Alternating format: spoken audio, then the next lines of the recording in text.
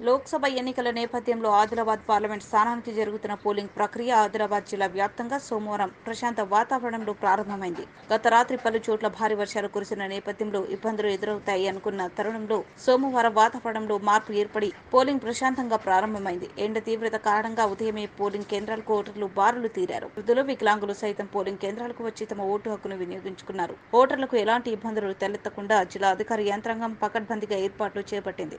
ఉదయం 7 గంటల నుండి 9 గంటల వరకు 13.22% పోలింగ్ నమోదైనట్లు అధికారులు వెల్లడించారు. అటు ఆదిలాబాద్లోని మల్టీపర్పస్ గ్రౌండ్లో గల పోలింగ్ కేంద్రంలో జిల్లా కలెక్టర్ రాజేష్, ఎస్పీ గౌస్ ఆలంలు తమ ఓటు హక్కును వినియోగించుకోగా డిగ్రీ కాలేజ్ పోలింగ్ కేంద్రాల్లో ఎమ్మెల్యే పాయల్ శంకర్ ఓటు హక్కును వినియోగించుకున్నారు. కలెక్టర్, ఎస్పీలు పలు పోలింగ్ కేంద్రాలను తనిఖీలు చేస్తూ పోలింగ్ సరళిని పరిశీలించారు.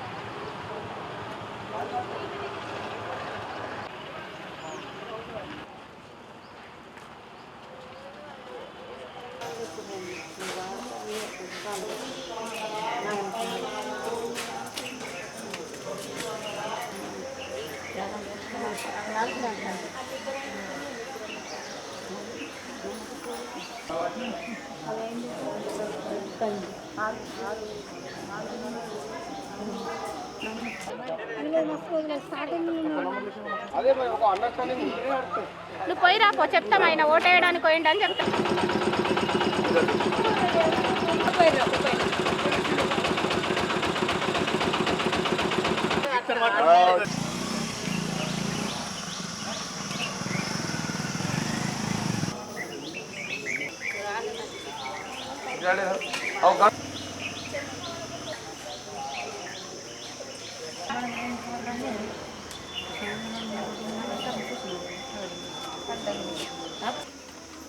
లైన్లోకి మొబైల్ ఫోన్స్ ఎలో లేదండి.